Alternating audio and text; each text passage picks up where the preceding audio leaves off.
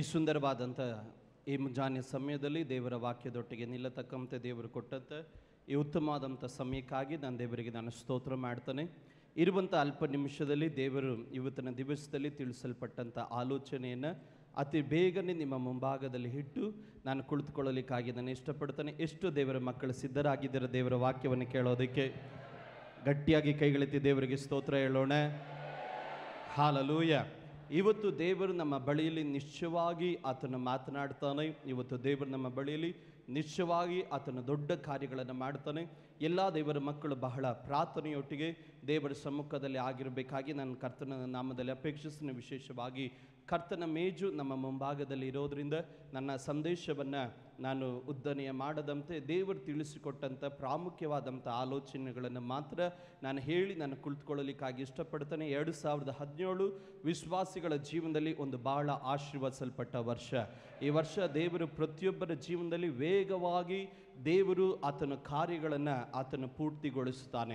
ನಿಶ್ಚಯವಾಗಿ ಬಹಳ ಪ್ರಾರ್ಥನೆಯೊಟ್ಟಿಗೆ ದೇವರ ಸಮ್ಮುಖದಲ್ಲಾಗಿರೋಣ. ವಾಕ್ಯವನ್ನು ಕೇಳೋದಕ್ಕಾಗಿ ಆಸಕ್ತಿಯಿಂದ ದೇವರ ಪಾದಪೀಠದಲ್ಲಿ ಕೂತ್ಕೊಳ್ಬೇಕಾಗಿ ನಾನು ಅಪೇಕ್ಷಿಸ್ತೇನೆ. ಇವತ್ತಿನ ಚಿಂತೆಗೋಸ್ಕರವಾಗಿ ಲೂಕನ ಬರೆದಂಥ ಸುವಾರ್ತೆ 13ನೇ ಅಧ್ಯಾಯ, ಲೂಕನ ಬರೆದಂಥ ಸುವಾರ್ತೆ 13ನೇ ಅಧ್ಯಾಯದ 17ನೇ ವಾಕ್ಯವನ್ನು ನಾವು ತಿರುಗಿಸಿಕೊಳ್ಳುವಂತರಾಗಿರೋಣ.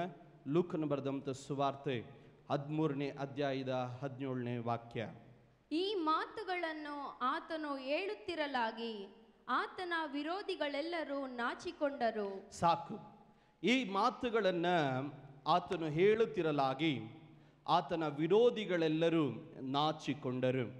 ಯಾವ ಸಂದರ್ಭದಲ್ಲಿ ಯೇಸು ಸ್ವಾಮಿಯ ಕುರಿತಾದಂಥ ಪದವನ್ನು ಈ ಸಮಯದಲ್ಲಿ ಹೇಳುತ್ತಾ ಇರೋದು? 18 ವರ್ಷಗಳಿಂದ ಕಟ್ಟಲ್ಪಟ್ಟಂಥ ಬೆಂದಿಸಲ್ಪಟ್ಟಂಥ ಅಬ್ರಹಾಮನ ಸಂತತಿಯಾದಂಥ ಒಂದು ತಾಯಿಯನ್ನು, ಒಂದು ಸ್ತ್ರೀಯನ್ನು ಯೇಸು ಸ್ವಾಮಿ ಸಬ್ಬತ್ ದಿನದಲ್ಲಿ ಆತನು ಸ್ವಸ್ಥ ಮಾಡಿದಂಥ ಒಂದು ನಿಮಿತ್ತವಾಗಿ ಬೈಬಲಲ್ಲಿ ನಾವು ಗಮನಿಸಲಿಕ್ಕೆ ಸಾಧ್ಯವಾಗುವಂಥ ಒಂದು ಕಾರ್ಯ.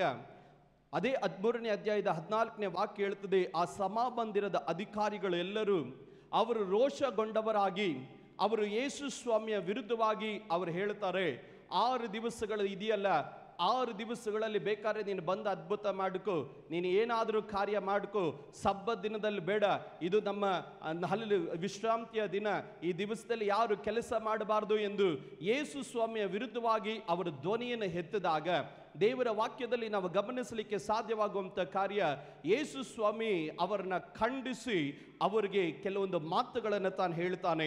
ಯೇಸು ಸ್ವಾಮಿ ಹೇಳಿದಂಥ ಮಾತು, ಈಕೆಯು ಅಬ್ರಹಾಮನ ಸಂತತಿ ತಾನೆ, ಈಕೆಯು ಸ್ವಾತಂತ್ರ್ಯವಾಗಬೇಕಾದವಳು ತಾನೆ ಎಂದು ಅದರ ಸಂಗಡವಾಗಿ ಅನೇಕ ಮಾತುಗಳನ್ನು ಯೇಸು ಸ್ವಾಮಿ ಹೇಳಿದಂಥ ನಿಮಿತ್ತವಾಗಿ ದೇವರ ವಾಕ್ಯದಲ್ಲಿ ನಾವು ಈ ರೀತಿ ಗಮನಿಸುತ್ತೇವೆ.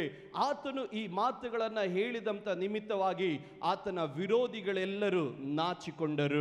ನಾನು ದೇವರ ಸಮ್ಮುಖದಲ್ಲಿ ದೇವರು ನನಗೆ ಈ ವಾಕ್ಯವನ್ನು ಕೊಟ್ಟಾಗ ಏನು ಹೇಳಬೇಕು ದೇವರೇ ಅಂತ ನಾನು ದೇವರ ಸಮ್ಮುಖದಲ್ಲಿ ಪ್ರಾರ್ಥನೆ ಮಾಡಿದಾಗ ದೇವರೊಂದು ಮಾತನ್ನು ಹೇಳಿದನು. ಈ 2017ನೇ ಇಸ್ವಿಯಲ್ಲಿ ದೇವರ ಮಕ್ಕಳು ಹೇಳುವಂತ ಮಾತಿನಿಂದ ಅವರ ವಿರೋಧಿಗಳೆಲ್ಲರೂ ನಾಚಿಕೆ ಪಡುತ್ತಾರೆ. ಕ್ರಿಯೆ ಅಲ್ಲ, ನೀನು ಹೇಳುವಂತ ಮಾತುಗಳಿಂದ ಯಾರೆಲ್ಲ ನಿನ್ನನ್ನು ವಿರೋಧಿಸಿದ್ರು, ಯಾರೆಲ್ಲರೂ ನಿನ್ನ ವಿರುದ್ಧವಾಗಿ ಮಾತಾಡಿದ್ರು, ಯಾರೆಲ್ಲರೂ ನಿನ್ನ ವಿರುದ್ಧವಾಗಿ ನಿನ್ನನ್ನು ದೂಷಿಸಿದ್ರು, ನಿನ್ನ ವಿರುದ್ಧವಾಗಿ ರೋಷಗೊಂಡ್ರು, ದೇವರು 2017ನೇ ಇಸ್ವಿಯಲ್ಲಿ ನಿನ್ನ ಮಾತುಗಳಿಂದಲೇ ದೇವರವರನ್ನ ನಾಚಿಕೆ ಪಡಿಸುವ ದೇವರಾಗಿದ್ದಾನೆ. ನಾನು ಸತ್ಯವೇದ ಗ್ರಂಥದಲ್ಲಿ ಅನೇಕ ಕಾರ್ಯಗಳನ್ನು ದೇವರ ಕೃಪೆಯಲ್ಲಿ ಓದಲಿಕ್ಕೆ ಸಾಧ್ಯವಾಯಿತು. ದೇವರು ಹೇಳಿದನು, A positive confession, A positive word. ಇವತ್ತಿನ ದಿನದಲ್ಲಿ ದೇವರು ಏನು ಮಾಡ್ತಾನೆ ಅಂದರೆ, ಕೆಲವೊಂದು ನಾಲಿಗೆಗಳನ್ನು ದೇವರು ಆತನು ಅಭಿಷೇಕ ಮಾಡಲಿಕ್ಕಾಗಿ ಹೋಗುತ್ತಾನೆ. ಈ ದಿವಸದಲ್ಲಿ ದೇವರು ಕೆಲವೊಂದು ನಾಲಿಗೆಗಳನ್ನು ದೇವರು ತನ್ನ ಕಂಟ್ರೋಲ್ಗೆ ತೆಗೆದುಕೊಳ್ಳಲಿಕ್ಕಾಗಿ ಹೋಗುತ್ತಾನೆ.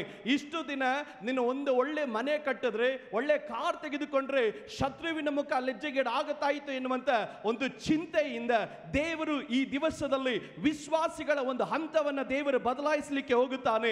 ನಿನ್ನ ಮಾತಿನಿಂದಲೇ ನಿನ್ನ ಶತ್ರು ನಾಚಿಕೆ ಪಡತಕ್ಕಂತೆ ದೇವರು ಇದುವರೆಗೂ ತಿಳಿಯದಿರುವ ರೀತಿಯಲ್ಲಿ ನಿನ್ನ ಬಾಯಿಯಿಂದ ಹೊಸ ಪದಗಳನ್ನು ದೇವರು ಬರಮಾಡಲಿಕ್ಕಾಗಿ ಹೋಗುತ್ತಾನೆ. ಎಲ್ಲ ದೇವರ ಮಕ್ಕಳು ಬಹಳ ಆಸಕ್ತಿಯಿಂದ ಸ್ತೋತ್ರದೊಟ್ಟಿಗೆ ದೇವರ ಸಮ್ಮುಖದಲ್ಲಿ ಆಗಬೇಕು. ಯಾವಾಗ ನಮ್ಮ ಜೀವನದ ವಿರುದ್ಧವಾಗಿರುವಂತಹ ನೆಗೆಟಿವ್ ಪದಗಳು, ನಕಾರ ನಕಾರಾತ್ಮಕ ಪದಗಳು, ಶಾಪದ ಪದಗಳು ಮುರಿಯಲ್ಪಡೋದು. ಕೆಲವೊಂದು ಉದಾಹರಣೆ ಹೇಳಿ ಆದಷ್ಟು ಬೇಗ ನಾನು ಮುಂದಕ್ಕೆ ಹೋಗ್ತೇನೆ. ದೇವರ ವಾಕ್ಯದಲ್ಲಿ ಆದಿಕಾಂಡ 35ನೇ ಅಧ್ಯಾಯದ 18ನೇ ವಾಕ್ಯದಲ್ಲಿ ನಾವು ಓದಿದಾಗ ಅಲ್ಲಿ ರಾಹೇಳಲು ಆಕೆ ಒಂದು ಮಗುವಿಗೆ ಜನ್ಮವನ್ನು ಕೊಡುತ್ತಾಳೆ. ಬೈಬಲ್ ಅಲ್ಲಿ ನಾವು ಓದಿದಾಗ ದೇವರ ವಾಕ್ಯ ಹೇಳ್ತೆ, ರಾಹೇಳಲು ಸತ್ತು ಹೋದಳು. ಪ್ರಾಣ ಹೋಗುತ್ತಿರುವಾಗ ಆಕೆಯು ಆ ಮಗುವಿಗೆ ಬೆನೋನಿ ಎಂದು ಹೆಸರಿಟ್ಟಳು. ದೇವರ ವಾಕ್ಯದಲ್ಲಿ ಗಮನಿಸ್ತೇವೆ, ಬೆನೋನಿ ಎನ್ನುವಂತ ಪದದ ಅರ್ಥ ಏನು? ನನಗೆ ಸಾವನ್ನು ತಂದ ಮಗ, ನನಗೆ ವೇದನೆಯನ್ನು ತಂದಂತ ಮಗ, ನನಗೆ ದುಃಖವನ್ನು ತಂದಂತ ಮಗ, ನನಗೆ ಸಾವನ್ನು ತಂದಂತ ಮಗ ಎಂದು ರಾಹೇಳಲು ತನಗೆ ಹುಟ್ಟಿದಂತ ಎರಡನೆಯ ಗಂಡು ಮಗುವಿನ ಕುರಿತಾಗಿ ಆಕೆ ಹೇಳಿದಳು. ಒಂದನೇ ಮಗು ಹುಟ್ಟಿದಾಗ, ಯೋಸೇಫನು ಹುಟ್ಟಿದಾಗ, ಯೋಸೇಫನು ಎಂದು ಏನಕ್ಕೋಸ್ಕರವಾಗಿ ಆಕೆ ಹೆಸರಿಟ್ಟಳು ಗೊತ್ತಾ? ಬೈಬಲ್ ಹೇಳ್ತದೆ, ದೇವರು ನನಗೆ ಇನ್ನೊಂದು ಮಗನು ಕೊಡುತ್ತಾನೆ ಎಂದು ನೆನೆಸಿ ಆಕೆ ಆ ಮಗುವಿಗೆ ಯೋಸೇಫನೆಂದು ಹೆಸರಿಟ್ಟನು. ಮೊದಲನೇ ಮಗು ಹುಟ್ಟಿದಾಗ ಆಕೆ ಮತ್ತೊಂದು ಮಗು ಬರುತ್ತೆ, ಈತನು ನನಗೆ ಆಶೀರ್ವಾದವಾಗಿರ್ತಾನೆ, ದೇವರು ಅನುಗ್ರಹಿಸುತ್ತಾನೆ ಎನ್ನುವಂತ ನಿರೀಕ್ಷೆಯೊಟ್ಟಿಗೆ ಆಕೆ ಮೊದಲನೇ ಮಗನಿಗೆ ಯೋಸೇಫನು ಎಂದು ಹೆಸರಿಟ್ಟಳು. ಆದರೆ ಎರಡನೇ ಮಗು ಹುಟ್ಟಿದಾಗ ಪ್ರಾಣ ಹೋಗುತ್ತಾ ಇದೆ ಅನ್ನೋದು ಗೊತ್ತಾದಾಗ ಮೊದಲೇ ಇದ್ದಂತ ದರ್ಶನ, ಮೊದಲೇ ಇದ್ದಂತ ನಿರೀಕ್ಷೆ, ಮೊದಲೇ ಇದ್ದಂತ ಆಸೆ, ಮೊದಲೇ ಇದ್ದಂತ ಬಯಕೆ, ಮೊದಲೇ ಇದ್ದಂತ ಆಶೀರ್ವಾದ ಪದಗಳನ್ನೆಲ್ಲವನ್ನು ತೆಗೆದುಹಾಕಿ ಈಗ ಎರಡನೇ ಮಗು ಹುಟ್ಟಿದಾಗ ಆಕೆ ಬೆನೋನಿ ಎಂದು ಹೆಸರಿಡ್ತಾ ಇದ್ದಾಳೆ. ಸಾವನ್ನು ತಂದಂತ ಮಗ ಎಂದು ಹೆಸರಿಟ್ಟಾಗ ದೇವರ ವಾಕ್ಯದಲ್ಲಿ ಗಮನಿಸುತ್ತೇವೆ, ಆದರೆ ಅದರ ತಂದೆಯು ಅದಕ್ಕೆ ಬೆನ್ಯಾಮೀನ್ ಎಂದು ಹೆಸರಿಟ್ಟನು.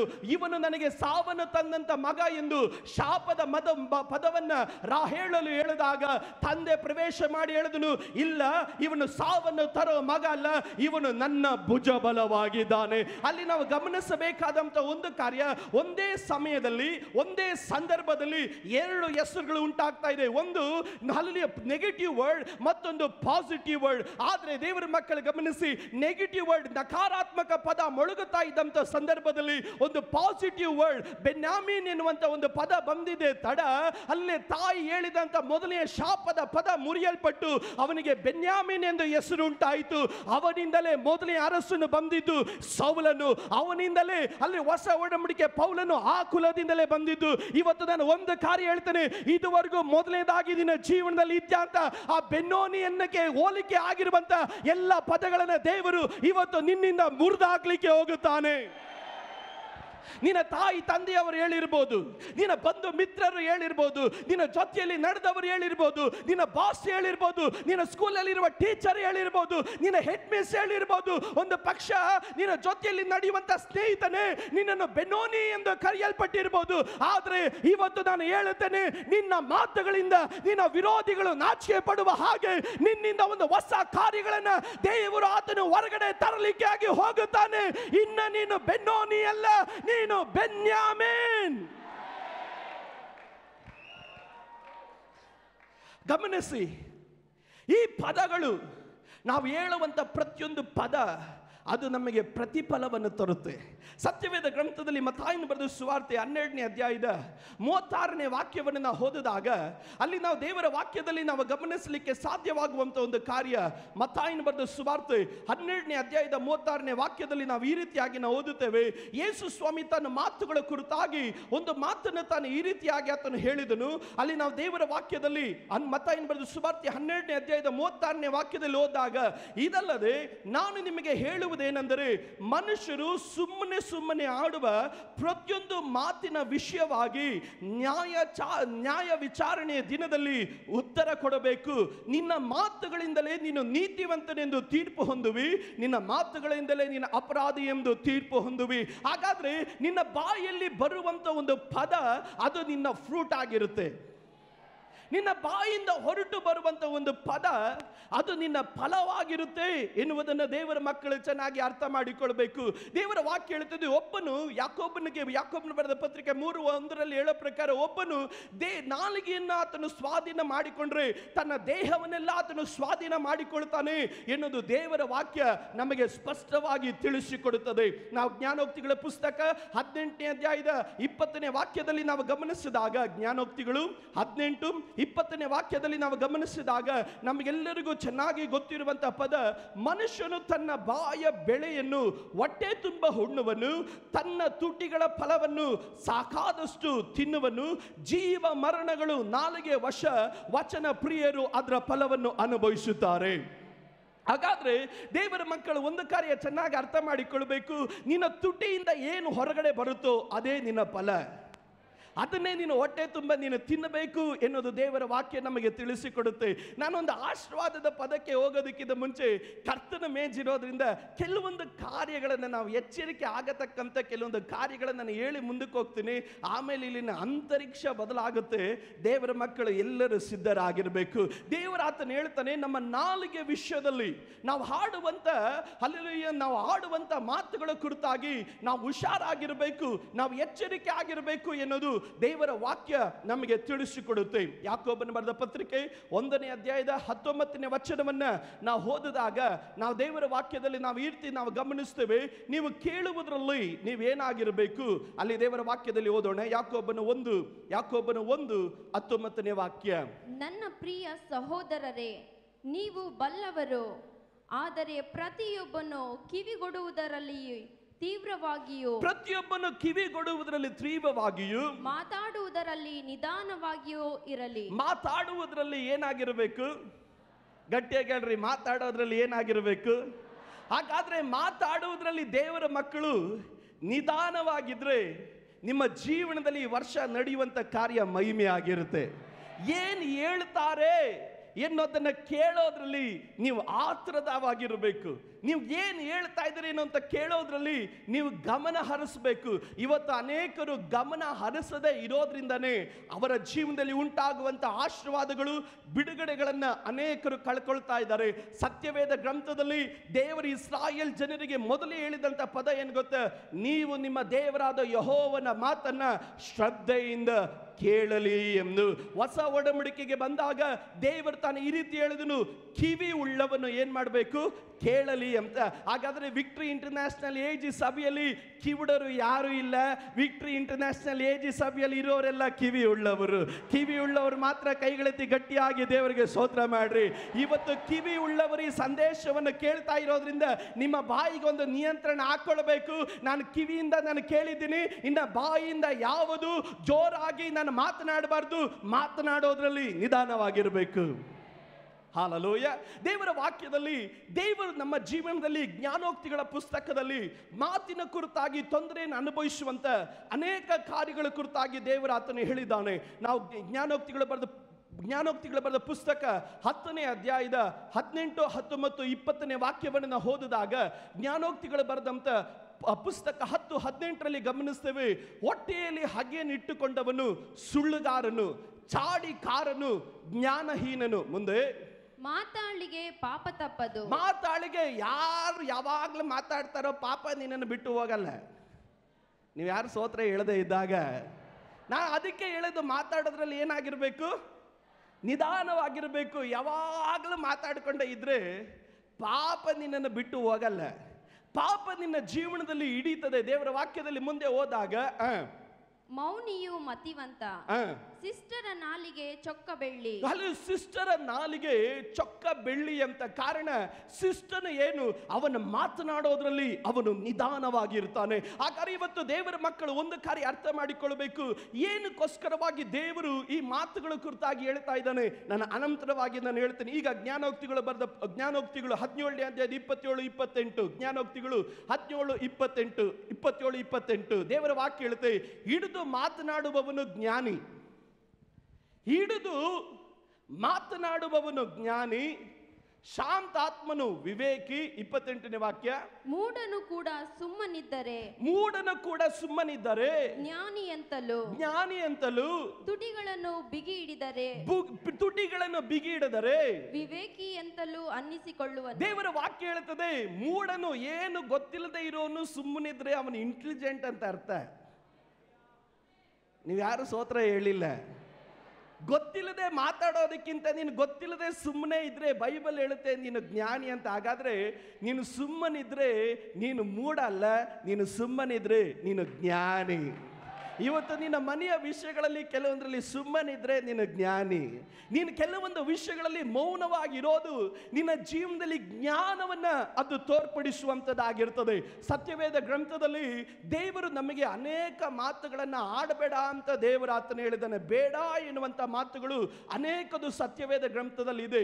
ಹೇಳೋದಕ್ಕೆ ಸಮಯ ಇಲ್ಲದಿರೋದ್ರಿಂದ ನಾನು ಆದಷ್ಟು ಬೇಗ ನಾನು ಹೇಳಿ ಹೋಗ್ಲಿಕ್ಕಾಗಿ ನಾನು ಇಷ್ಟಪಡ್ತೇನೆ. ಅದನ್ನು ಬರೆದಿಟ್ಕೊಳ್ಳ್ರಿ, ನೆನಪಿಟ್ಕೊಳ್ರಿ, ಅದನ್ನು ಓದಿ ಹೋಗಿ ಮನೆಗೆ ಹೋಗಿ ಪರೀಕ್ಷೆ ಮಾಡೋರು ಪರೀಕ್ಷೆ ಮಾಡಿಕೊಳ್ಳ್ರಿ. ದೇವರು ನಮಗೆ ಬೇಡ ಅಂದಿದಂಥ ಮಾತುಗಳು ಪ್ರಾಪಂಚಿಕವಾದಂಥ ಮಾತು, ಹರಟೆ ಮಾತು, ಹೊಲಸು ಮಾತು, ಕೆಟ್ಟ ಮಾತು, ಭಕ್ತಿಹೀನತೆಯ ಮಾತು, ಕುಚೋದ್ಯದ ಮಾತು, ಚಾಡಿ ಮಾತು, ಸುಳ್ಳು ಮಾತು, ಸುಮ್ಮನೆ ಹಾಡುವಂಥ ಮಾತು, ಮೋಸದ ಮಾತು, ಒಡ ಹುಟ್ಟಿದವರಲ್ಲಿ ಜಗಳಗಳನ್ನು ಉಂಟು ಮಾಡುವ ಮಾತು, ಭೇದ ಹುಟ್ಟಿಸುವ ಮಾತು, ಮೂಢರ ಮಾತು, ಬಾಯಿ ದುಡುಕಿ ಮಾತನಾಡುವ ಮಾತು, ಮುಖಸ್ತುತಿಯ ಮಾತು, ಕೋಪವನ್ನು ಎಬ್ಬಿಸುವಂಥ ಮಾತು. ಈ ಮಾತುಗಳನ್ನು ನೀನು ಆಡಬೇಡ ಅಂತ ಬೈಬಲ್ ನಮಗೆ ಖಂಡಿತವಾಗಿ ಹೇಳಿದೆ. ಸ್ತೋತ್ರ ಎಲ್ಲ ಕಡಿಮೆ ಆಗೋಯ್ತು. ಮತ್ತೊಂದಾವರ್ತಿ ನಾನು ಹೇಳ್ತೀನಿ, ಯಾವ ಮಾತನ್ನು ನೀನು ಆಡಬೇಡ ಅಂತ ದೇವರು ನಮಗೆ ಹೇಳಿದ್ದಾನೆ. ಮತ್ತೊಂದಾವರ್ತಿ ಹೇಳ್ತೀನಿ, ಪ್ರಾಪಂಚಿಕವಾದ ಮಾತು, ಲೌಕಿಕರ ಹಾಗೆ ನೀನು ಮಾತಾಡಬೇಡ. ಹರಟೆ ಮಾತು ನಿನ್ನ ಜೀವನದಲ್ಲಿ ಬೇಡ. ಹೊಲಸು ಮಾತು ನಿನ್ನ ಜೀವನದಲ್ಲಿ ಬೇಡ. ಕೆಟ್ಟ ಮಾತು ನಿನ್ನ ಜೀವನದಲ್ಲಿ ಬೇಡ. ಭಕ್ತಿಹೀನತೆಯ ಮಾತು ನಿನ್ನ ಜೀವನದಲ್ಲಿ ಬೇಡ. ಕುಯುಕ್ತಿ ಕುಚೋದ್ಯದ ಮಾತು ನಿನ್ನ ಜೀವನದಲ್ಲಿ ಬೇಡ. ಚಾಡಿ ಮಾತು ನಿನ್ನ ಜೀವನದಲ್ಲಿ ಬೇಡ. ಸುಳ್ಳು ಮಾತು ನಿನ್ನ ಜೀವನದಲ್ಲಿ ಬೇಡ.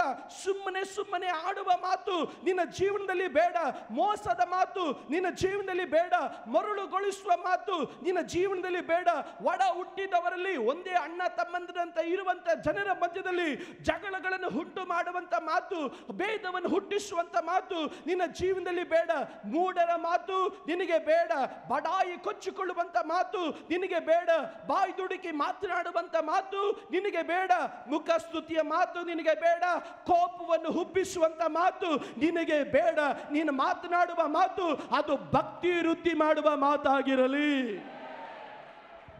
ದೇವರ ವಾಕ್ಯ ನಿನ್ನ ಬಾಯಿಯ ಮಾತು ಶತ್ರುವಿಗೆ ನಾಚಿಕೆಯನ್ನು ಉಂಟಾ ಮಾಡಬೇಕಾದ್ರೆ ನೀನು ಯಾವುದನ್ನು ಹಾಡ್ತಾ ಇದೆಯಾ ಎನ್ನುವುದನ್ನು ನೀನು ಚೆನ್ನಾಗಿ ಅರ್ಥ ಮಾಡಿಕೊಳ್ಳಬೇಕು. ದೇವರು ಬೇಡ ಎನ್ನುವಂತ ಮಾತನ್ನ ದೇವರ ಮಕ್ಕಳು ಬೇಡ ಎಂದು ಆ ವಿಷಯಗಳಲ್ಲಿ ನಾವು ಸುಮ್ಮನೆ ಇರುವುದನ್ನು ನಾವು ಕಲಿಬೇಕು ಎನ್ನುವುದು ದೇವರ ಮಕ್ಕಳು ಚೆನ್ನಾಗಿ ಅರ್ಥ ಮಾಡಿಕೊಳ್ಳಬೇಕು.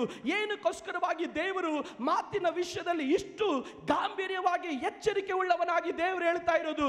ದೇವರು ಏನಕ್ಕಾಗಿ ಪದವನ್ನು ಹೇಳ್ತಾ ಇದ್ದಾನಂದ್ರೆ, ನಾವು ದೇವರ ವಾಕ್ಯದಲ್ಲಿ ಯೆಶಾಯನು ಬರೆದ ಪ್ರವಾದಿ ಗ್ರಂಥ 49ನೇ ಅಧ್ಯಾಯದ 2ನೇ ವಾಕ್ಯವನ್ನು ಓದೋಣ. ಯೆಶಾಯನು ಬರೆದ ಪ್ರವಾದಿ ಗ್ರಂಥ 49ನೇ ಅಧ್ಯಾಯದ 2ನೇ ವಾಕ್ಯ. ನನ್ನ ಬಾಯನ್ನು ಹದವಾದ ಖಡ್ಗವನ್ನಾಗಿ ಮಾಡಿ, ನನ್ನ ಬಾಯನ್ನು ಹದವಾದ ಖಡ್ಗವನ್ನಾಗಿ ಮಾಡಿ, ತನ್ನ ಕೈಯ ನೆರಳಿನಲ್ಲಿ ನನ್ನನ್ನು ಒದಗಿಸಿದ್ದಾನೆ, ನನ್ನನ್ನು ಚೂಪಾದ ಬಾಣವನ್ನಾಗಿ ರೂಪಿಸಿ, ತನ್ನ ಬತ್ತಳಿಕೆಯಲ್ಲಿ ಮುಚ್ಚಿಟ್ಟಿದ್ದಾನೆ, ಆತನು ನನಗೆ ನೀನು ನನ್ನ ಸೇವಕನು, ನಾನು ಪ್ರಭಾವ ಹೊಂದಬೇಕಾದ ಇಸ್ರಾಯೇಲು ಆಗಿದ್ದಿ ಎಂದು ಹೇಳಿದನು. ದೇವರ ಆತನು ಹೇಳುತ್ತಿರುವಂತ ಕಾರ್ಯ, ನೀನು ಸಾಧಾರಣವಾದಂತ ಒಂದು ವಿಶ್ವಾಸಿ ಅಲ್ಲ, ನೀನು ನನ್ನ ಸೇವಕನು, ನಾನು ನಿನ್ನಲ್ಲಿ ಪ್ರಭಾವ ಹೊಂದಬೇಕಾಗಿರುವ ಇಸ್ರಾಯೇಲ್ ಎಂದು ದೇವರಾತನು ನುಡಿತಾ ಇದ್ದಾನೆ. ಹಾಗಾದ್ರೆ ಇವತ್ತು ದೇವರ ಮಕ್ಕಳೇ, ಏನಕ್ಕಾಗಿ ದೇವರು ಈ ಆಲೋಚನೆಯನ್ನು ನಿಮಗೆ ತಿಳಿಸಿಕೊಟ್ಟಿದ್ದು? ದೇವರು ನಿನ್ನ ಬಾಯನ್ನ ಹದವಾದ ಖಡ್ಗವಾಗಿ ದೇವರು ಮಾರ್ಪಡಿಸುತ್ತಾ ಇದ್ದಾನೆ. ಇವತ್ತಿನ ದಿವಸದಲ್ಲಿ, ಈ ವೇಗವಾಗಿ ಪೂರ್ಣಗೊಳ್ಳುವಂತ ಈ ವರ್ಷದಲ್ಲಿ ದೇವರು ನಿನ್ನ ಬಾಯಿಂದ ಬರುವಂತ ಒಂದೊಂದು ಮಾತುಗಳಿದೆಯಲ್ಲ, ಅದು ಕೋಟೆಗಳನ್ನು ಕೆಡವಿ ಹಾಕುತ್ತೆ. ನಿನ್ನ ಬಾಯಿಂದ ಬರುವಂತ ಒಂದೊಂದು ಮಾತಿದೆಯಲ್ಲ, ಅದು ಮುಚ್ಚಲ್ಪಟ್ಟ ಬಾಗಿಲನ್ನು ತೆರೆದು ಬಿಡುತ್ತೆ. ನಿನ್ನ ಬಾಯಿಂದ ಬರುವಂತ ಒಂದೊಂದು ಪದ ಇದೆಯಲ್ಲ, ನಿನ್ನ ವಿರುದ್ಧವಾಗಿ ಎಷ್ಟೇ ದೊಡ್ಡ ಸೈನ್ಯ ನಿಂತಿದ್ರು ಅದು ಮತ್ತೆ ತಲೆ ಎತ್ತಲಿಕ್ಕೆ ಆಗದಂತೆ ದೇವರು ಅದನ್ನ ನಿರ್ನಾಮ ಮಾಡುತ್ತಾನೆ. ಆದ್ರಿಂದ ದೇವರು ಆತನು ಹೇಳಿದನು, ಬಿಡಬೇಕಾದ ಮಾತನ್ನ ನೀನು ಬಿಡು. ನಾನು ಬೆಳಗ್ಗೆ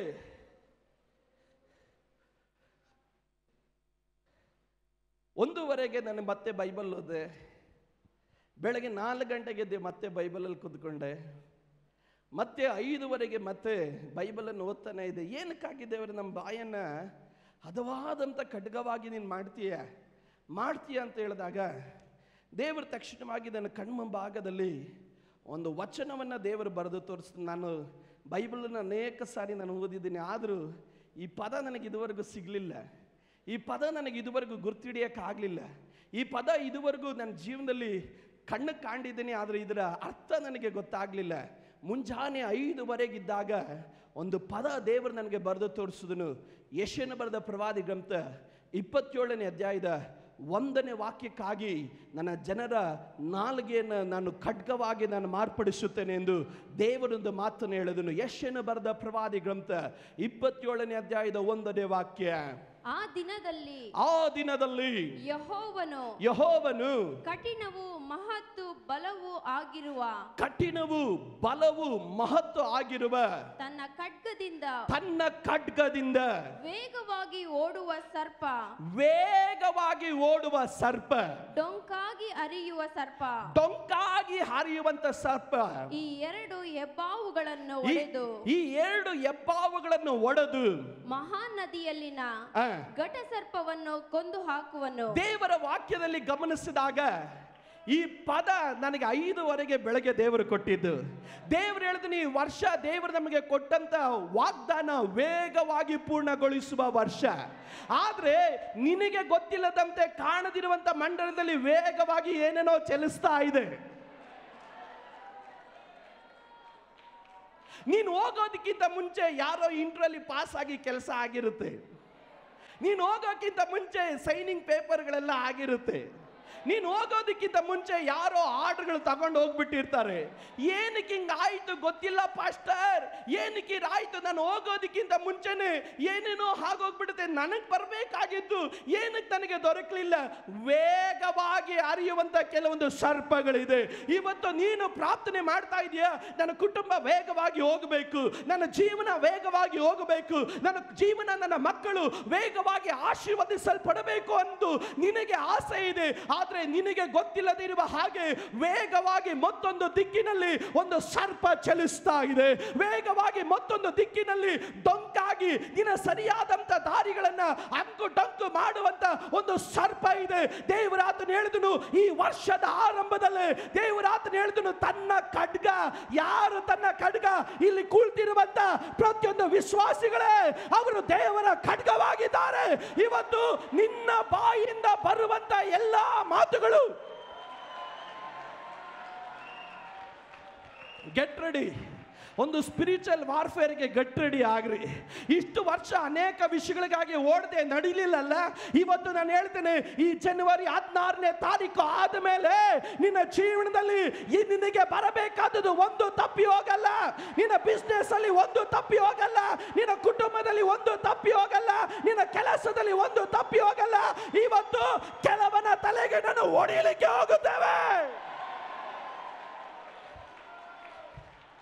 ದೇವರು ಹೇಳಿದನು, ವಿಕ್ಟರಿ ಇಂಟರ್ನ್ಯಾಷನಲ್ ಏಜ್ ಸಭೆಯಲ್ಲಿರುವ ಪ್ರತಿಯೊಂದು ವಿಶ್ವಾಸಿಗಳನ್ನ ಅವರ ಬಾಯನ್ನ ಹದವಾದಂತ ಖಡ್ಗವಾಗಿ, ನಾನು ಮುಂಚಿತವಾಗಿ ಹೇಳಿದ್ನಲ್ಲ, ನಿನ್ನ ಮಾತು ಶತ್ರುಗಳು ನಾಚಿಕೆ ಪಡುವ ಹಾಗೆ ದೇವರು ನಿನ್ನ ಬಾಯಿಂದ ಮಾತುಗಳನ್ನು ಹೊರಗಡೆ ತರಲಿಕ್ಕೆ ಆಗಿ ಹೋಗುತ್ತಾನೆ. ಇವತ್ತು ಕಾಣದಿರುವಂತ ಮಂಡಲದಲ್ಲಿ ನಿನಗೆ ಗೊತ್ತಿಲ್ಲದೆ ಸ್ಪೀಡ್ ಆಗಿ ಓಡುವಂತ ಎಲ್ಲ ಸರ್ಪಗಳನ್ನ ಇವತ್ತು ನಿನ್ನ ಬಾಯಿಂದ ಹೊಡೀರಿ.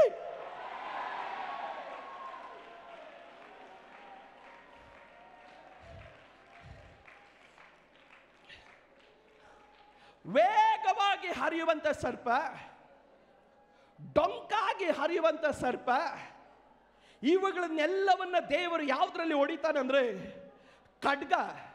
ಆ ಖಡ್ಗದ ಪ್ರತ್ಯೇಕತೆ ಏನು? ಬೈಬಲ್ ಹೇಳ್ತದೆ, ಅದು ಮಹತ್ತಾದದ್ದು, ಅದು ಬಲ ಉಳ್ಳದ್ದು, ಅದು ನುಣುಪಾದದ್ದು. ದೇವರು ಆ ಖಡ್ಗವನ್ನು ತೆಗೆದುಕೊಂಡು ಆ ಸರ್ಪವನ್ನು ಒಡೆದು ದೇವರು ಎಲ್ಲಾಗ್ತಾನೆ ಅಂದ್ರೆ ಮತ್ತೆ ಇನ್ನೆಂದಿಗೂ ತಲೆ ಎತ್ತಲಿಕ್ಕೆ ಆಗದಿರುವಂತ ಸಮುದ್ರದಲ್ಲಿ ದೇವರು ಹಾಕಿ ಬಿಡುತ್ತಾನೆ. ಈ ವರ್ಷ ದೇವರ ಮಕ್ಕಳು ಅರ್ಥ ಮಾಡಿಕೊಳ್ಳಬೇಕು, ನಮಗಿಂತ ಸೈತಾನನು ಸ್ಪೀಡ್ ಆಗಿದ್ರೆ ಇವತ್ತು ನಾವೊಂದು ಬೌಂಡ್ರಿಯನ್ನು ಹಾಕ್ಲಿಕ್ಕಾಗಿ ಹೋಗ್ತೇವೆ. ಇದ್ರ ಮೇಲೆ ನೀನು ದಾಟಿ ಬರೋದಿಕ್ಕೆ ಆಗೋದಿಲ್ಲ. 2016ನೇ ವರ್ಷ ಈ ಹಲ್ಲೆಲೂಯಾ 9 ಗಂಟೆಗೆ ನೀನು ಇನ್ನ ದಾಟಿಕೊಂಡು ಬರೋಕ್ಕಾಗೋದಿಲ್ಲ.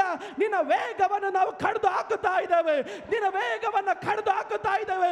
ಯಾರಾದ್ರೂ ಬಾಯಿ ತೆರೆದು ಮಾತನಾಡ್ರಿ. ನಿನ್ನ ಮಕ್ಕಳಿಗುಳ್ಳದ್ದು, ನಿನ್ನ ಜೀವನಕ್ಕುಳ್ಳದ್ದು, ನಿನ್ನ ಭವಿಷ್ಯಕ್කුಳ್ಳದ್ದು, ನಿನ್ನ ಜೀವನದಲ್ಲಿ ಕಾಣದಿರುವಂತ ಮಂಡಲದಲ್ಲಿ ನಿನ್ನ ಬೆಳವಣಿಗೆ ವಿರುದ್ಧವಾಗಿ, ನಿನ್ನ ಆಶೀರ್ವಾದಕ್ಕೆ ವಿರುದ್ಧವಾಗಿ, ನಿನ್ನ ಅಭಿವೃದ್ಧಿಗೆ ವಿರುದ್ಧವಾಗಿ ವೇಗವಾಗಿ ಚಲಿಸುವಂತ ಎಲ್ಲ ಸರ್ಪಗಳು, ಎಲ್ಲ ಹೆಬ್ಬಾವುಗಳು ಯೇಸುವಿನ ನಾಮದಲ್ಲಿ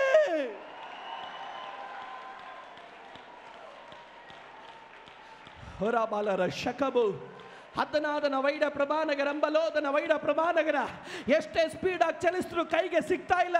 ಕಾರಣ ಶತ್ರು ವೇಗವಾಗಿ ಓಡ್ತಾ ಇದ್ದಾನೆ, ಶತ್ರು ವೇಗವಾಗಿ ಓಡುತ್ತಾ ಇದ್ದಾನೆ. ಇವತ್ತು ಶತ್ರುವಿನ ವೇಗವನ್ನು ಕುಂಠಿತಗೊಳಿಸತಕ್ಕಂತೆ ಕೆಲವೊಂದು ಮಾತುಗಳು ವಿಕ್ಟರಿ ಇಂಟರ್ನ್ಯಾಷನಲ್ ಏಜ್ ಸಭೆಯಲ್ಲಿ ಮೊಳಗಲಿ, ವಿಕ್ಟರಿ ಇಂಟರ್ನ್ಯಾಷನಲ್ ಏಜ್ ಸಭೆಯಲ್ಲಿ ಮೊಳಗಲಿ.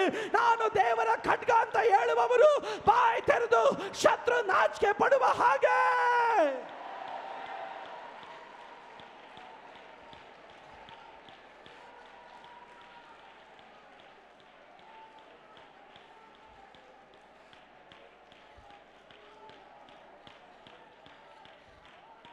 ಈ ಪೌಲನು ಮೆಲಿತಾ ದೀಪಕ್ಕೆ ಬಂದಾಗ ಕತ್ಲಾಗಿತ್ತು ಎಲ್ಲ ಕಡೆ.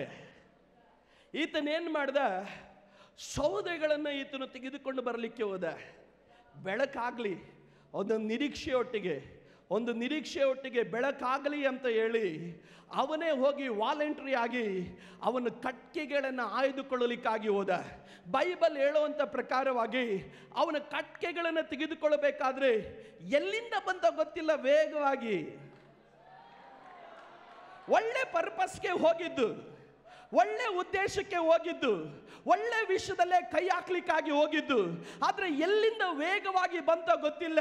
ಅವನ ಕೈಯನ್ನ ಗಟ್ಟಿಯಾಗಿ ಕಚ್ಚಿ ಸುತ್ತುವರಿಲಿಕ್ಕಾಗಿ ಪ್ರಾರಂಭವಾಯಿತು. ಎಲ್ಲರೂ ಹೇಳಿದ್ರು, ಪೌಲ ಇವತ್ತು ನಿನ್ನ ಕತೆ ಮುಗಿತು, ನಿನಗೆ ಇವತ್ತು ಅಂತ್ಯ ಸಂಸ್ಕಾರ ಅಂತ ಹೇಳಿ ಎಲ್ಲರೂ ವಿಧಿ ಬರಿಬೇಕಾದ್ರೆ ಪೌಲನ್ನು ಮಾಡಿದಂತ ಒಂದೇ ಒಂದು ಕಾರ್ಯ, ಅವನು ಸ್ವಲ್ಪ ಒದರದನು. ಅವನು ತನ್ನ ಕೈಯಲ್ಲಿದ್ದಂತ ಆ ಸರ್ಪವನ್ನ ಒದರದ. ಅವನಿಗೊಂದು ಕಾರ್ಯ ಗೊತ್ತು, ಈ ಹಾವು ಕಚ್ಚಿರೋದು ಅಲ್ಲಿಯ ಸಾಧಾರಣವಾದ ಒಂದು ಮನುಷ್ಯನಿಗಲ್ಲ, ದೇವರ ಬಾಯಾಗಿರುವಂತ ಕತ್ತಿಗೆ ಚುಚ್ಚಿರೋದು. ಕತ್ತಿಗೆ ಕಚ್ಚಿದ್ರೆ ಕತ್ತಿ ಹಲ್ಲಿ ದುಡುಪಿನ ತನ ಹಾವಿಗೆ ದೋಷವಾಗುತ್ತೆ ಹೊರತು ಕತ್ತಿಗೆ ಯಾವ ದೋಷವಾಗೋದಿಲ್ಲ.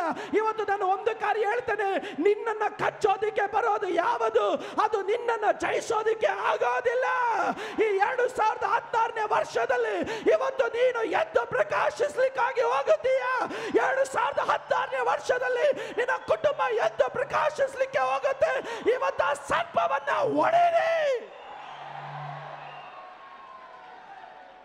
ಈ 2017ನೇ ವರ್ಷದಲ್ಲಿ ಸರ್ಪದ ತಲೆಗೆ ಹೊಡಿದಿರ ಯಾರಿಲ್ಲಿ ಹೋಗಬಾರದು.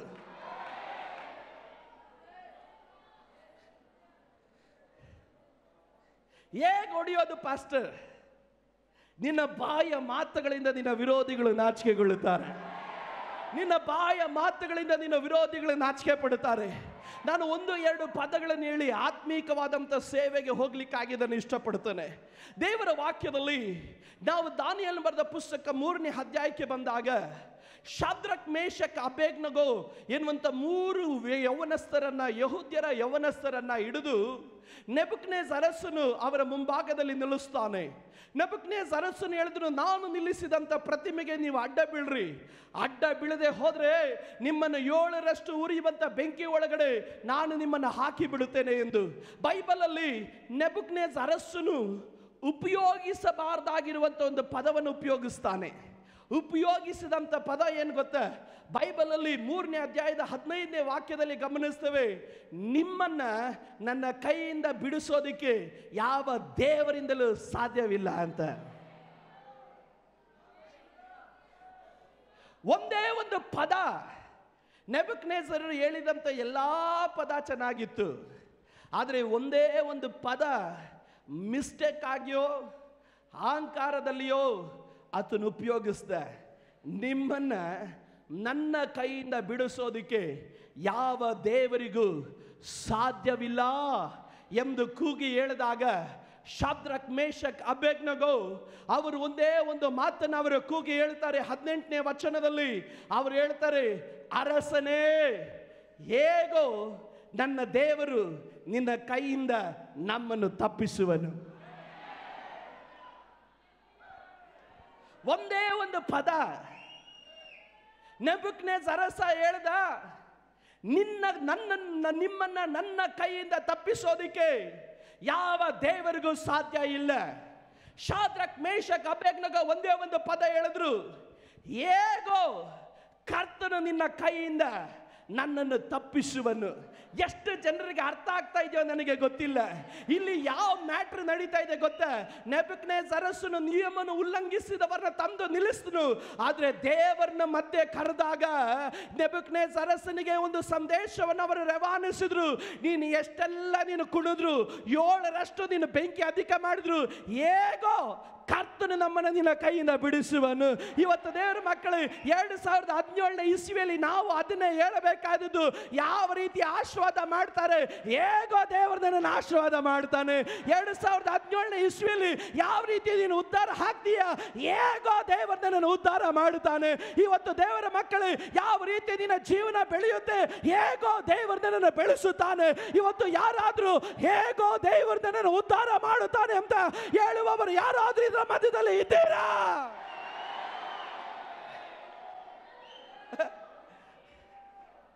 ಯಾವ ರೆಕಮೆಂಡೇಶನ್ ಇಲ್ಲ, ಯಾವ ಇನ್ಫ್ಲೂಯೆನ್ಸ್ ಇಲ್ಲ, ಯಾವ ಅಧಿಕಾರ ಇಲ್ಲ. ಹೇಗೋ ಇವತ್ತು ನಾನು ಹೇಳ್ತೀನಿ, 50,000 ವಿಕ್ಟರಿ ಇಂಟರ್ನ್ಯಾಷನಲ್ ಸಭೆಗೆ ಎಲ್ಲಿಂದ ಬರುತ್ತೆ?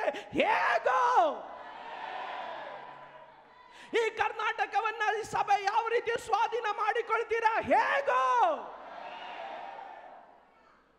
ಹೆಂಗ ನೀವು ಸ್ವಂತ ಮನೆ ಕಟ್ಟುತ್ತೀರಾ? ಹೇಗೋ ಹೆಂಗ ನೀನು ಹೊಸ ಕಾರ್ ಸಂಪಾದನೆ ಮಾಡ್ತೀಯಾ? ಹೇಗೋ ಅದು ನಿನಗೆ ಸಂಬಂಧಪಟ್ಟಿದ್ದಲ್ಲ, ನನ್ನ ದೇವರದು. ಅದು ನೀನ್ ಸಿಂಹಾಸನದಲ್ಲಿ ಕುಳಿತುಕೊಂಡು ನಿನ್ನ ಕೆಲಸ ಮಾಡು, ನನ್ನ ದೇವರ ಕೆಲಸ. ಹೇಗೋ ಆತ ನನ್ನನ್ನು ಉದ್ಧಾರ ಮಾಡುತ್ತಾನೆ, ಹೇಗೋ ನನ್ನ ದೇವರು ನನ್ನನ್ನು ನಡೆಸುತ್ತಾನೆ, ಹೇಗೋ ದೇವರು ನನ್ನನ್ನು ಸೌಖ್ಯ ಮಾಡುತ್ತಾನೆ. ನಂಬುವ ದೇವರ ಮಕ್ಕಳು ಯಾರಾದರೂ ಗಟ್ಟಿಯಾಗಿ ಕೂಗಿ ಹೇಳ್ರಿ, ಹೇಗೋ.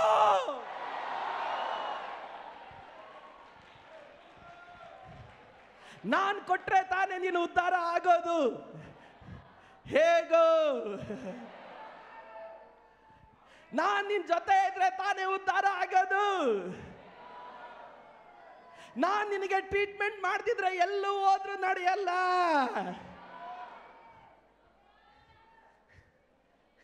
ಇವತ್ತು ವೇಗವಾಗಿ ಓಡುವ ಸರ್ಪದ ತಲೆ ಓಡಿಯುವಂತ ನಿಮಿಷ. ಇವತ್ತು ಯಾರಾದ್ರೂ ಕೂಗಿ ಹೇಳ್ತೀರಾ, ನನ್ನ ಆಶೀರ್ವಾದ ಇರೋದು ನನ್ನ ವರಮಾನದ ಮೇಲಲ್ಲ, ನನ್ನ ಬೆಳವಣಿಗೆ ಇರೋದು ನನ್ನ ಸಂಪಾದನೆ ಮೇಲಲ್ಲ, ನನ್ನ ವಿರುದ್ಧವಾಗಿ ಮಾತನಾಡುವ ಅನೇಕ ಶತ್ರುಗಳಿದ್ದಾರೆ. ಇವತ್ತು ಅವರಿಗಿರುವಂತ ಒಂದೇ ಒಂದು ಮಾತು, ಗಟ್ಟಿಯಾಗಿ ಕೂಗಿ ಹೇಳ್ರಿ, ಹೇಗೋ ಕರ್ತನು ನನ್ನನ್ನು ಉದ್ಧಾರ ಮಾಡುತ್ತಾನೆ.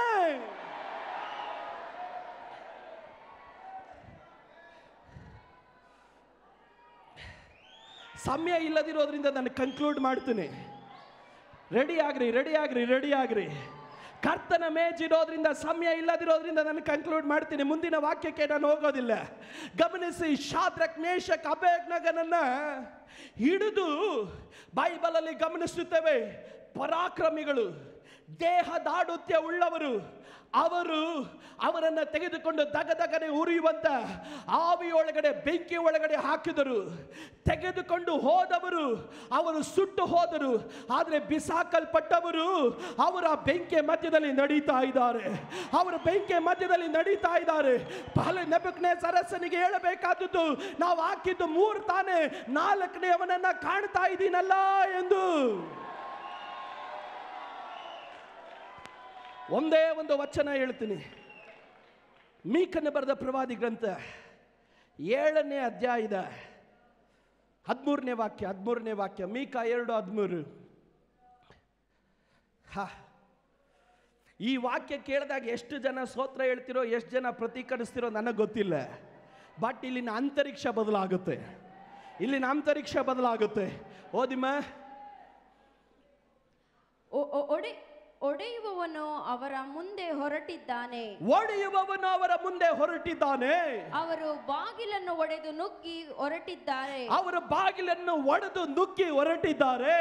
ಅವರ ಅರಸನು ಅವರ ಮುಂದೆ ತೆರಳಿದ್ದಾನೆ. ಯೆಹೋವನು ಅವರ ಮುಂಭಾಗದಲ್ಲಿ ನಡೆಯುತ್ತಿದ್ದಾನೆ.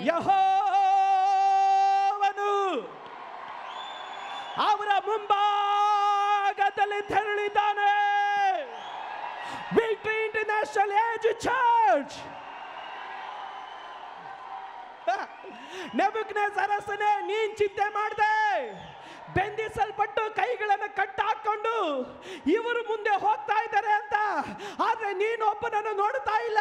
ಅವರು ಬೆಂಕಿಯಲ್ಲಿ ಹೋಗೋದಕ್ಕಿಂತ ಮುಂಚೆ ಅವರ ಅರಸನು ಅವರ ಮುಂಭಾಗದಲ್ಲಿ ಹೋಗುತ್ತಾ ಇದ್ದಾನೆ. ತಡೆಗಳನ್ನು ಒಡೆಯುವ ಆತನು ಅವರ ಮುಂದೆ ಹೋಗುತ್ತಾ ಇದ್ದಾನೆ. ಇವತ್ತು ನನ್ನನ್ನು ಕೇಳೋ ದೇವರ ಮಕ್ಕಳೇ, ನಿನ್ನ ಜೀವನದಲ್ಲಿ ಇರುವ ಎಲ್ಲಾ ತಡೆಗಳನ್ನು ಒಡೆಯುವ ದೇವರು.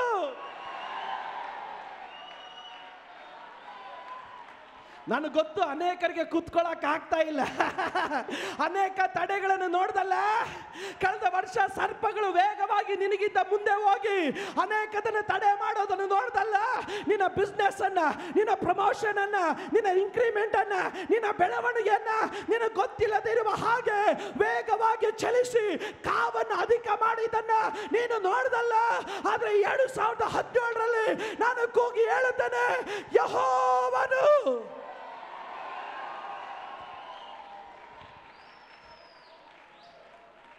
ಯಾವ ರೀತಿ ಹೊರಡ್ತಾ ಇದ್ದಾನೆ ಅಂದ್ರೆ, ಪಿಕ್ನಿಕ್ ಹೋಗೋ ರೀತಿಯಲ್ಲ. ಯೆಹೋವನು ಯಾವ ರೀತಿ ಹೊಡಿತು ಹೋಗ್ತಾ ಇದ್ದಾನೆ ಅಂದ್ರೆ, ತಡೆಗಳನ್ನು ಒಡೆಯುವವನಾಗಿ. ಯೆಹೋವನು ಮುಂದಕ್ಕೆ ಸಾಗಬೇಕಾದ್ರೆ ಈ ಪದ ನೀವು ಅರ್ಥ ಮಾಡಿಕೊಳ್ಬೇಕು. 2ನೇ ಭಾಗ ಏನ್ ಹೇಳುತ್ತೆ ಗೊತ್ತಾ? ಹಿಂದೆ ಒಂದು ಗುಂಪು ಬರ್ತಾ ಇದ್ದಾರೆ. ನಾನು ಹೇಳ್ತೀನಿ, ವಿಕ್ಟರಿ ಇಂಟರ್ನ್ಯಾಷನಲ್ ಏಜ್ ಸಭೆಯ ಗುಂಪಿನಲ್ಲಿ ಇದ್ದೀರಾ? ಇವತ್ತು ನಿಮಗುಳ್ಳ ಆಲೋಚನೆ ಏನು ಗೊತ್ತಾ? ಕರ್ತನು ನಿನ್ನ ಮುಂಭಾಗದಲ್ಲಿ ಹೋಗಬೇಕಾದ್ರೆ ಹಿಂದೆ ಕರ್ತನು ನಿನ್ನನ್ನು ಏನು ಮಾಡ್ತಾ ಇದ್ದಾನೆ ಗೊತ್ತಾ? ಬಾಗಿಲನ್ನು ನೀನು ಒಡಿ, ನೀನು ಮುಂದಕ್ಕೆ ನೀನು ಸಾಗುತ್ತಾ ಇರು. ಯಾವ ಬೆಂಕಿಯನ್ನು ಕಂಡು ನೀನು ಭಯ ಪಡಬೇಡ. ಯಾವ ಮಿನಿಸ್ಟರ್ ಕಂಡು ನೀನು ಭಯ ಪಡಬೇಡ. ಯಾವ ಆಜ್ಞೆಗಳನ್ನು ಕಂಡು ನೀನು ಭಯ ಪಡಬೇಡ. ಯಾವ ಪೇಪರ್ ಚಲಿಸಿದ್ರು ನೀನು ಭಯ ಪಡಬೇಡ. ತಡೆಗಳನ್ನು ಒಡೆಯುವ ದೇವರು ಆತನು ನಿನ್ನ ಮುಂಭಾಗದಲ್ಲಿ ಹೋಗುತ್ತಾ ಇದ್ದಾನೆ. ಕರ್ತನು ಹೇಳ್ತಾ ಇದ್ರೆ, ಗೋ, ಮುಂದಕ್ಕೆ ಹೋಗು. ಈ ವರ್ಷ ಯಾವ ವಿಷಯದಲ್ಲೂ ಹಿಂದಕ್ಕೆ ಉಳಿಯಬೇಡ.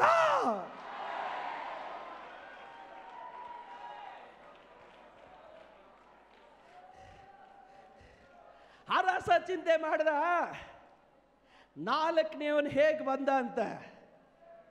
ಮುಂಚಿತವಾಗಿ ಹೇಳಿದ್ರಲ್ಲ,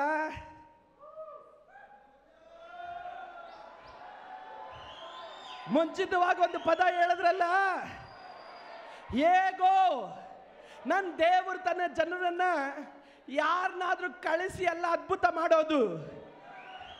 ಹೇಗೋ ಎನ್ನುವಂತ ಒಂದು ಪದ ಬಂದ್ರೆ ಸಾಕು, ದೇವರೇ ಇಳಿದು ಬರ್ತಾನೆ.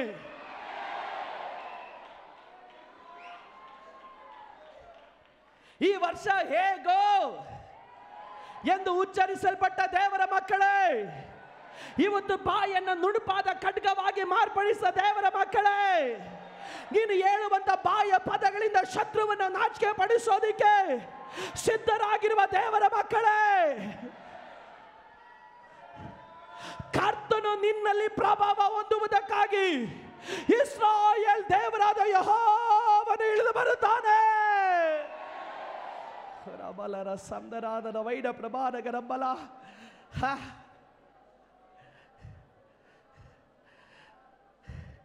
ಈ ವರ್ಷ ದೇವರು ನಿನ್ನಲ್ಲಿ ಪ್ರಭಾವ ಹೊಂದುತ್ತಾನೆ. ಈ ವರ್ಷ ಕರ್ತನು ನಿನ್ನನ್ನು ಉದ್ಧರಿಸಲಿಕ್ಕಾಗಿ ಹೋಗ್ತಾನೆ. ಈ ವರ್ಷ ನಿನ್ನ ಕುರಿತಾಗಿ ನೀನೆಲ್ಲ ಹೇಳಲಿಕ್ಕೆ ಹೋಗೋದು, ನಿನ್ನ ಕುರಿತಾಗಿ ಅನ್ಯರು ಹೇಳಲಿಕ್ಕೆ ಹೋಗ್ತಾರೆ. ಇವರ ಸಂಗಡ ದೇವರಿದ್ದಾನೆ, ಇವರ ಕುಟುಂಬದಲ್ಲಿ ದೇವರಿದ್ದಾನೆ, ಇವರ ಜೀವನದಲ್ಲಿ ದೇವರಿದ್ದಾನೆ ಎಂದು ಅನ್ಯರು ಸಾಕ್ಷೀಕರಿಸತಕ್ಕಂತೆ ಕರ್ತನು ನಿಮ್ಮ ಜೀವನದಲ್ಲಿ ಆತನು ಇಳಿದು ಬರುತ್ತಾನೆ.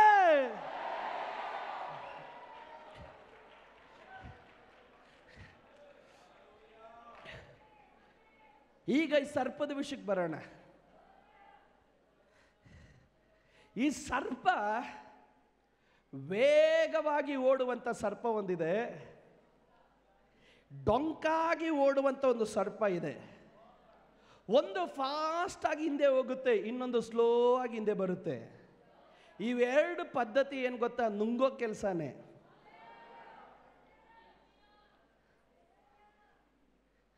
ಮತ್ತೊಂದು ಆವರ್ತಿ ಹೇಳ್ತೀನಿ, ಒಂದು ಸರ್ಪ ವೇಗವಾಗಿ ಮುಂದಕ್ಕೆ ಹೋಗಬೇಕಾದ್ರೆ ಇನ್ನೊಂದು ಹೆಬ್ಬಾವು ಇದೆ, ಅದು ನಿಧಾನವಾಗಿ ನುಂಗೋದು. ಏನಾದರೂ ಹಿಡಿದ್ರೆ ಹೋದ ತಿಂಗಳು ಚೆನ್ನಾಗಿದ್ರೆ, ಆದರೆ ಈ ತಿಂಗಳು ಏನಾಯ್ತೋ ಗೊತ್ತಿಲ್ಲ, ನಿಧಾನಾಗೆ ನುಂಗೋದು.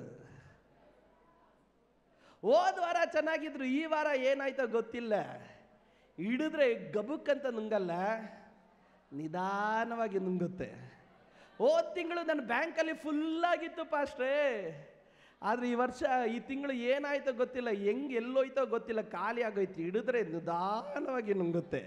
ಇವತ್ತು ನಿಧಾನಾಗಿ ನುಂಗೋದು, ವೇಗವಾಗಿ ಚಲಿಸೋ ತಲೆಗೊಂದು ಕೊಡ್ಬೇಕು ತಾನೆ?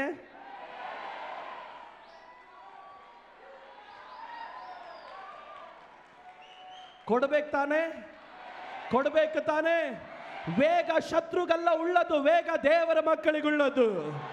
ವೇಗದ ಕುರಿತಾದಂಥ ಆಲೋಚನೆ ಇರೋದು ದೇವರ ಮಕ್ಕಳಿಗೆ.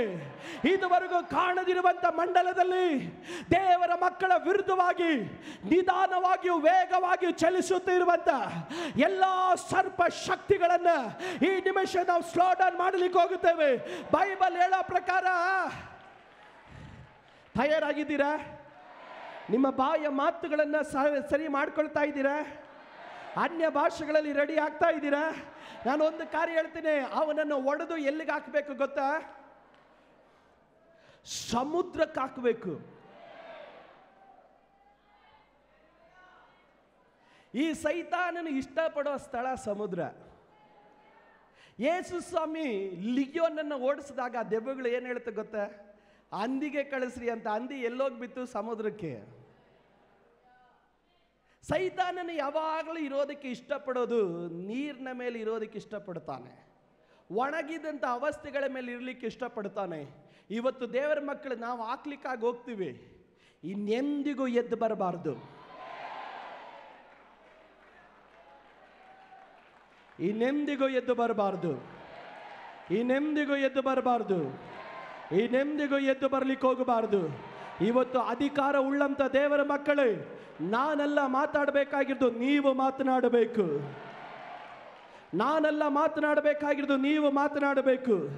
ಯಾವ ಯಾವ ಮಂಡಲದಲ್ಲಿ ವೇಗತೆ ಎನ್ನೋದು ಇವತ್ತು ಸೈತಾನನ ಆಕ್ರಮಿಸುತ್ತಾ ಇದ್ದಾನೋ, ಈ ನಿಮಿಷ ಬಾಯಿ ತೆರೆದು ಮಾತನಾಡ್ರಿ, ಬಾಯಿ ತೆರೆದು ಮಾತನಾಡ್ರಿ, ಬಾಯಿ ತೆರೆದು ದೇವರ ಮಕ್ಕಳು ಎಲ್ಲರೂ ಮಾತನಾಡ್ರಿ. ಒಂದು ದೈವಿಕವಾದಂಥ ಅಂತರಿಕ್ಷ ಇದರ ಮಧ್ಯದಲ್ಲಿ ಪ್ರಕಟವಾಗಲಿಕ್ಕಾಗಿ ಹೋಗುತ್ತೆ. ಈ ನಿಮಿಷದಲ್ಲಿ ದುರಾತ್ಮನ ಬಲಗಳು ಈ ಸ್ಥಳದಲ್ಲಿ ನಡಗಲಿಕ್ಕಾಗಿ ಹೋಗುತ್ತೆ. ಕೆಲವರನ್ನ ದೇವರು ವೇಗವಾಗಿ ಪ್ರಮೋಟ್ ಮಾಡಲಿಕ್ಕಾಗಿ ಹೋಗ್ತಾನೆ. ಕೆಲವರ ಜೀವನದಲ್ಲಿ ವೇಗವಾಗಿ ಕೆಲವೊಂದು ರಿಲೀಸ್ಗಳು ನಡೀಲಿಕ್ಕಾಗಿ ಹೋಗುತ್ತೆ. ಕೆಲವರ ಜೀವನದಲ್ಲಿ ವೇಗವಾಗಿ ಕೆಲವೊಂದು ಬಿಡುಗಡೆಗಳು ನಡೀಲಿಕ್ಕಾಗಿ ಹೋಗುತ್ತೆ. ಕೆಲವರ ಜೀವನದಲ್ಲಿ ವೇಗವಾಗಿ ಕೆಲವೊಂದು ಅದ್ಭುತಗಳು ನಡೀಲಿಕ್ಕಾಗಿ ಹೋಗುತ್ತೆ. ಇವತ್ತು ಬಾಯಿ ತೆರೆದು ಆ ಸರ್ಪದ ತಲೆ ಮೇಲೆ ಹೊಡೆಯಬೇಕಾಗಿರೋ ಜವಾಬ್ದಾರಿ ನಿನ್ನದು, ನಿನ್ನದು. ಬಾಯಿ ತೆರೆದು ದೇವರ ಮಕ್ಕಳು ಮಾತನಾಡ್ರಿ. ಇವತ್ತು ನಿನ್ನ ಜೀವಿತವನ್ನ ದೇವರು ಆತನು ನುಣುಪಾದ ಆಯುಧವಾಗಿ ದೇವರು ಮಾರ್ಪಡಿಸುತ್ತಾ ಇದ್ದಾನೆ. ನಿನ್ನ ಬಿಡುಗಡೆ ಇರೋದು ನಿನ್ನ ನಾಲಿಗೆಯಲ್ಲಿ, ನಿನ್ನ ಅದ್ಭುತ ಇರೋದು ನಿನ್ನ ನಾಲಿಗೆಯಲ್ಲಿ, ನಿನ್ನ ಬೆಳವಣಿಗೆ ಇರೋದು ನಿನ್ನ ನಾಲಿಗೆಯಲ್ಲಿ, ನಿನ್ನ ಜಯ ಇರೋದು ನಿನ್ನ ನಾಲಿಗೆಯಲ್ಲಿ. ಬಾಯಿ ತೆರೆದು ದೇವರ ಮಕ್ಕಳು ಶಬ್ದ ತೆಗೆದು ಮಾತನಾಡ್ರಿ. ಇದರ ಮಧ್ಯದಲ್ಲಿ ಒಂದು ಆತ್ಮೀಕವಾದ ಯುದ್ಧ ನಡೆಯಲಿ.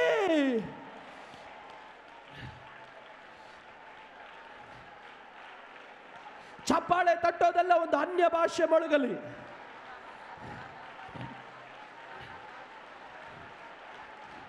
ಒಂದು ಅನ್ಯ ಭಾಷೆ ಶಬ್ದ ಮೊಳಗಲಿ.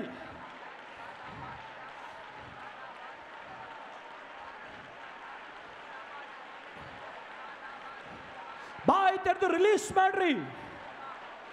ಬಾಯಿ ತೆರೆದು ರಿಲೀಸ್ ಮಾಡ್ರಿ.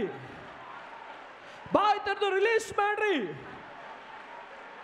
ದೇವರ ಮಕ್ಕಳ ಆರಾಧನೆ ಮಾಡಿ ನಿಲ್ಲಿಸಬಾರ್ದು. ಇವತ್ತು ಆ ಸರ್ಪ ಶಕ್ತಿಗಳನ್ನು ಹೊಡೀರಿ. ಇವತ್ತು ನಿನ್ನ ಜೀವನದಲ್ಲಿ ದೇವರ ಬಾಗಿಲುಗಳು ತೆರೆಯಲಿ.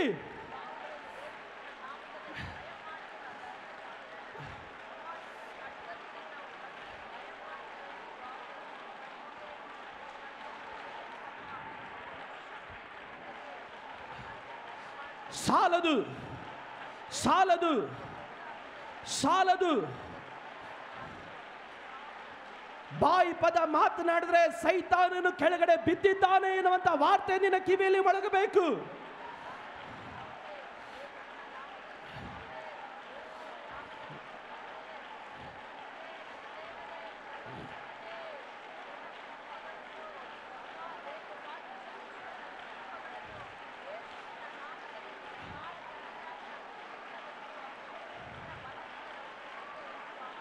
ನಿನ್ನ ನಾಲಿಗೆ ಮೇಲೆ ದೇವರೊಂದು ಅಭಿಷೇಕ ರಿಲೀಸ್ ಮಾಡಲಿಕ್ಕೆ ಹೋಗ್ತಾನೆ.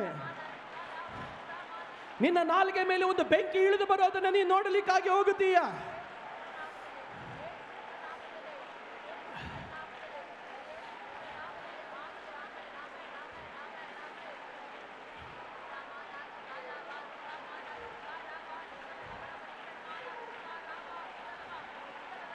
ಎಸ್ ಎಸ್ ಎಸ್ ವೇಗವಾಗಿ ಕಾರ್ಯಗಳು ಪೂರ್ತಿಗೊಳ್ಳಬೇಕು.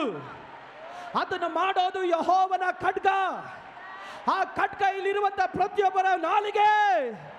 ನಿನ್ನ ನಾಲಿಗೆಯಿಂದ ಮಾತ್ರವೇ ಅದು ಸಾಧ್ಯ.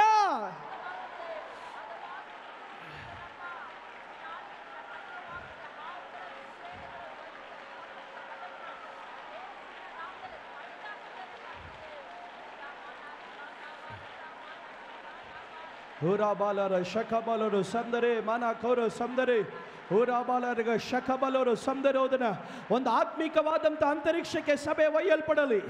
ಒಂದು ಆತ್ಮಿಕವಾದಂಥ ಯುದ್ಧಕ್ಕೆ ಜನರು ಒಯ್ಯಲ್ಪಡಲಿ. ಇದುವರೆಗೂ ಜೀವಿತದಲ್ಲಿ ಅಡಗಿಟ್ಟಿರುವಂಥ ಸರ್ಪ ಶಕ್ತಿಗಳು ಹೊರಗಡೆ ಬರಲಿ.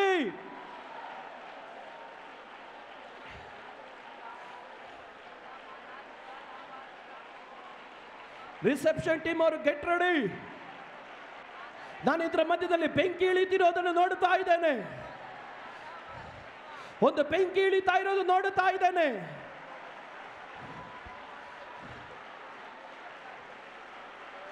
ಪಾರಂಪರ್ಯವಾಗಿ ಆಳುತ್ತಾ ಇದ್ದಂತ ಸರ್ಪ ಶಕ್ತಿಗಳು ಹೊರಗಡೆ ಬಾ. ಪುರುಷರುಗಳಲ್ಲಿ ಆಕ್ರಮಿಸಿರುವಂತ ಸರ್ಪ ಶಕ್ತಿಗಳು ಹೊರಗಡೆ ಬರಲಿ. ಆ ಕೈ ಮದ್ದುಗಳು ಹೊರಗಡೆ ಬರಲಿ. ಹಾ ಹಾ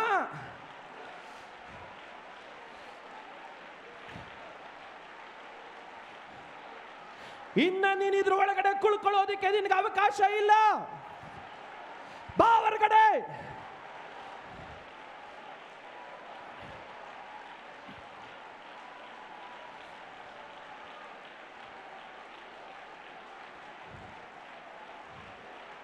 ರಿಲ್ಯಾಕ್ಸ್ ರಿಲ್ಯಾಕ್ಸ್.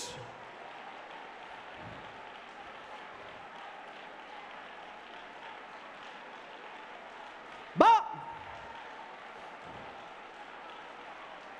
ಕಟ್ಟಲ್ಪಟ್ಟ ಕುಟುಂಬಗಳು ಬಿಡುಗಡೆ ಆಗಲಿ. ಕಟ್ಟಲ್ಪಟ್ಟ ಜೀವಿತಗಳು ಬಿಡುಗಡೆ ಆಗಲಿ. ಸಭೆಯ ವಿಶುದ್ಧವಾಗಿ ವಿರುದ್ಧವಾಗಿ ಹೋರಾಟ ಮಾಡೋ ಸರ್ಪ ಶಕ್ತಿಗಳು ಕೀಳಡಗಲಿ.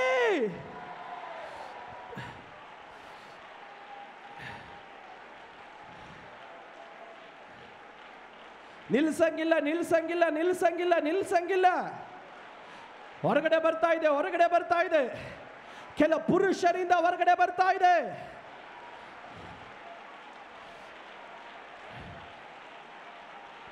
ರಾತ್ರಿ ವೇಳೆಗಳಲ್ಲಿ ಸರ್ಪದ ಕನಸನ್ನು ಕಾಣ್ತಿರುವಂತ ಆ ಯೌವನದ ತಂಗಿಯರಿಂದ ಹೊರಗಡೆ ಬಾ. ರಿಲೀಸ್.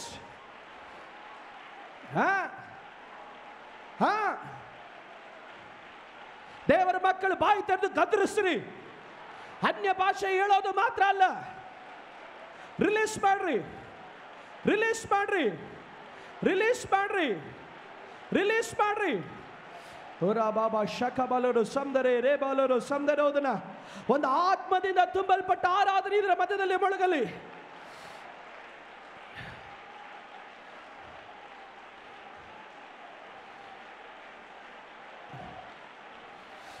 ಬಾಲರ ಶಕ ಬಲರು ಸಂದರಾದನ ವೈಡ ಪ್ರಭಾನಗರ ಬಲೋದನ ವೈಡ ಪ್ರಭಾನಗರ. ಹೊಟ್ಟೆ ಒಳಗಡೆ ಆಗಾಗ ಗುಡುಗುತ್ತಾ ಇರೋದು, ಹೊಟ್ಟೆ ಒಳಗಡೆ ಆಗಾಗ ಚಲಿಸುತ್ತಾ ಇರೋದು, ಗೊತ್ತಿಲ್ಲದಂತೆ ಹೊಟ್ಟೆಯಲ್ಲಿ ಒಂದು ಊದುವಂತ ಒಂದು ಅನುಭವ. ಆ ರೀತಿ ಅನುಭವ ಉಳ್ಳಂತ ಯೇಸುವಿನ ನಾಮದಲ್ಲಿ ಕೈಗಳನ್ನು ಹೊಟ್ಟೆ ಮೇಲೆ ಇಟ್ಕೊಳ್ರಿ. ಈಗ ನಿಮಗೆ ಬಿಡುಗಡೆ.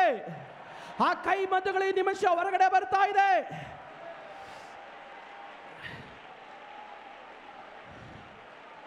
ಅಬಾರ್ಷನ್ಗಳು, ಅಬಾರ್ಷನ್ಗಳು. ರಾಮನಗರ ಸಮುದ್ರ.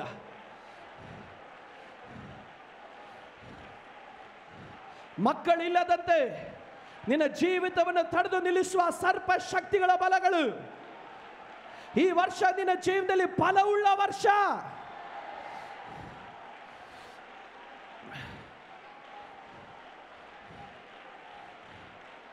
ಹಾ ಹಾ ಹಾ ಹಾ ಹುರ ಗಲರ ಸಂದರಾದರ ವೈಡ ಪ್ರಭಾನಗರ ಅಂಬಲೋದರ ವೈಡ ಪ್ರಭಾನಗರ ಋಷಕ ಬಲೋರು ಸಂದರೋದರ.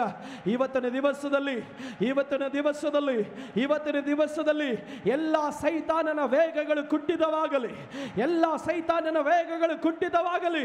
ಅವನನ್ನ ಸಭೆಯಾಗಿ ನಾವು ಒಡೆದು ಅವನನ್ನ ಪಾತಾಳಕ್ಕೆ ನಾವು ದಬ್ಬುತ್ತಾ ಇದ್ದೇವೆ. ಅವನನ್ನ ಸಮುದ್ರಕ್ಕೆ ನಾವು ದಬ್ಬುತ್ತಾ ಇದ್ದೇವೆ. ಅವನನ್ನ ಸಮುದ್ರಕ್ಕೆ ನಾವು ದಬ್ಬುತ್ತಾ ಇದ್ದೇವೆ. ಯೇಸುವಿನ ನಾಮದಲ್ಲಿ ಗಟ್ಟಿಯಾಗಿ ದೇವರ ಮಕ್ಕಳು ಸ್ತೋತ್ರ ಹೇಳಲಿ, ಗಟ್ಟಿಯಾಗಿ ದೇವರ ಮಕ್ಕಳು ಸ್ತೋತ್ರ ಹೇಳಲಿ. ಸಭೆ ಒಂದೇ ಧ್ವನಿಯಿಂದ ಕೂಗಿ ಹೇಳ್ರಿ, ಸರ್ಪದ ಶಕ್ತಿಗಳು ಕೀಳಡಗಲಿ.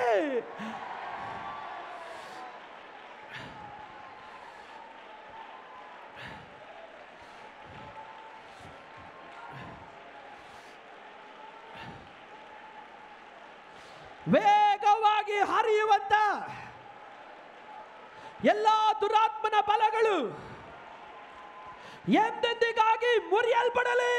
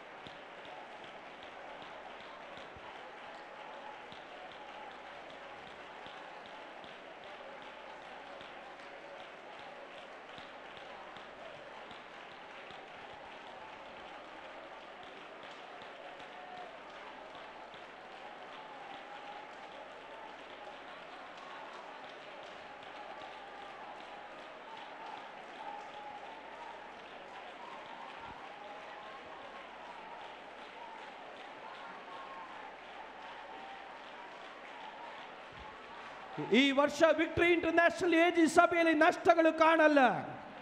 ಈ ವರ್ಷ ವಿಕ್ಟರಿ ಇಂಟರ್ನ್ಯಾಷನಲ್ ಏಜ್ ಸಭೆಯಲ್ಲಿ ಸಾಲ ಕಾಣಲ್ಲ.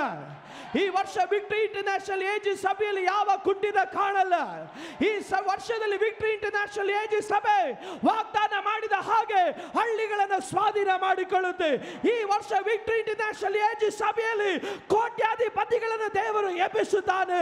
ಈ ವರ್ಷ ವಿಕ್ಟರಿ ಇಂಟರ್ನ್ಯಾಷನಲ್ ಏಜ್ ಸಭೆಯಲ್ಲಿ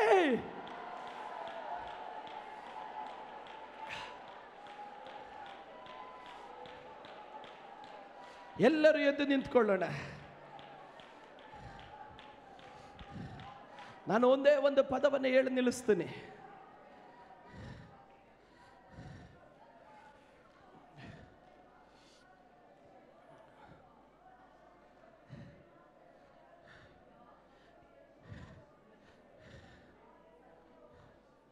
ದೇವರ ಆತ್ಮನ ಒಂದು ಆಲೋಚನೆ ತಿಳಿಸಿದನು. ಒಂದು ಸರ್ಪ ಆದಾಮನು ಅವ್ವಳನ್ನ ಮೋಸಗೊಳಿಸಿ ದೇವರ ಮಹಿಮೆಯಿಂದ ದೂರ ಮಾಡಿತು. ಆದರೆ ದೇವರ ಆತ್ಮನು ಹೇಳ್ತಾ ಇದ್ದಾನೆ, ನನ್ನ ಅಭಿಷಕ್ತರು ತಮ್ಮ ಬಾಯಿಂದ ಹೊರಡಿಸಿದಂತ ಅದೇ ಮಾತಿನಿಂದ ಮಹಿಮೆಯಿಂದ ಜನರನ್ನು ದೂರಪಡಿಸಿದ ಆ ಘಟ ಸರ್ಪವನ್ನು ಕಾಲಿಂದ ತುಳಿದ ನಿಮಿತ್ತ ಬಿಟ್ಟು ಹೋದ ಮಹಿಮೆಯನ್ನ ನಾನು ಮತ್ತೆ ಸಭೆಯೊಳಗಡೆ ತರ್ತೇನೆ.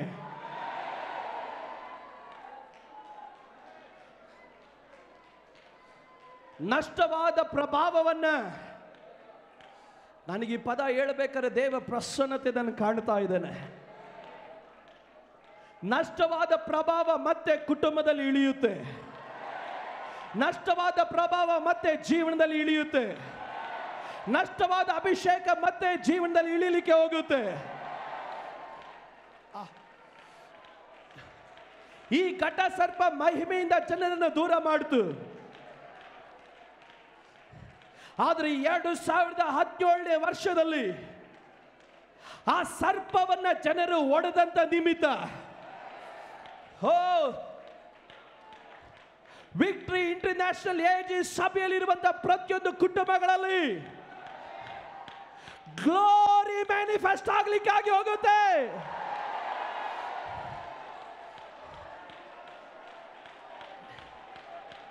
ಗಮನಿಸಿ, ಕಳೆದ ಗುರುವಾರ ಅಂಕಲ್ ಒಂದು ಪದ ಹೇಳಿದೆ, ನನಗೀಗ ನೆನಪು ಬರ್ತಾ ಇದೆ.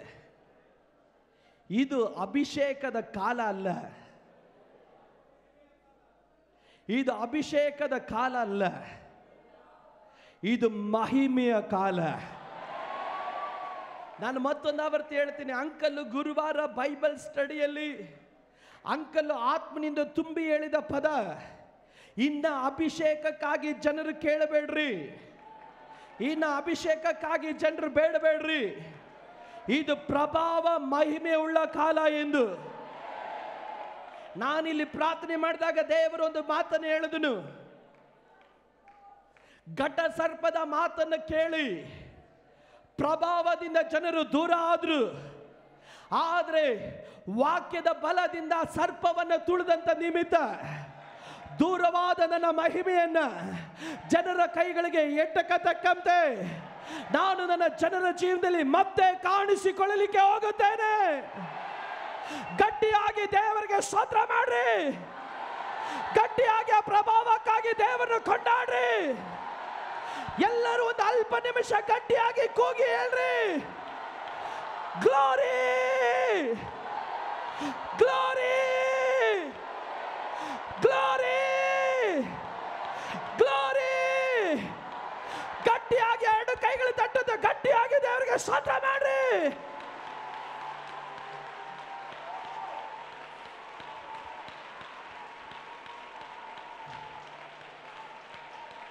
ನಿಲ್ಲಿಸ್ಬೇಡ್ರಿ, ನಿಲ್ಲಿಸ್ಬೇಡ್ರಿ, ಗಟ್ಟಿಯಾಗಿ ಕೈಗಳು ತಟ್ಟಿ ಸ್ತೋತ್ರ ಮಾಡ್ರಿ. ಮಹಿಮೆ ಮಹಿಮೆ ಮಹಿಮೆ ಮಹಿಮೆ ಮಹಿಮೆ ಮಹಿಮೆ.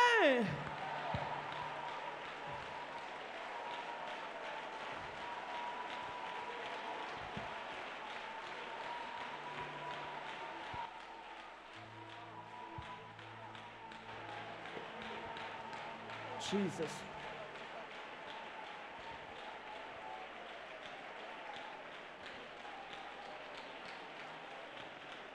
Jesus. Jesus. ಹಾವುಗಳನ್ನ, ಚೇಳುಗಳನ್ನ, ವೈರಿಯ ಸಮಸ್ತ ಬಲಗಳನ್ನ ತುಳಿಯುವ ಅಧಿಕಾರ ಉಳ್ಳವರು ನಾವು.